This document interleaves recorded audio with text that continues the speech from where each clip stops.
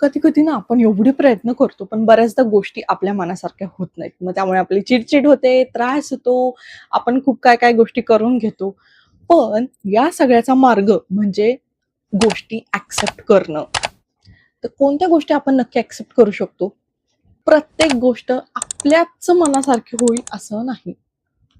हीच गोष्ट ऍक्सेप्ट करायची की प्रत्येक गोष्टच माझ्याच मनासारखी होणार आहे असं नाही. काही गोष्टी आपल्या हातातून निघून जातात. मग ती एखादी संधी असू शकते, नातं असू शकतं किंवा एखादे प्लॅन्स असू शकतात. म्हणजे आपण खूप आधी विचार केलेला असतो त्यावरती आणि निभवायची वेळ येते नेमकं तेव्हा सगळं विस्कळीत होतं.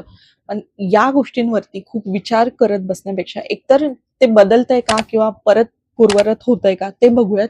नाही तर तिथे थांबा आणि नवीन गोष्टी करण्याचा प्रयत्न करा. प्रत्येक दिवस हा प्रोडक्टिव्ह जाईल असं नाही. बऱ्याचदा काय होतं, कधी माझा दिवस खूप छान जातो, कधी काहीच घडत नाही एखाद्या दिवशी.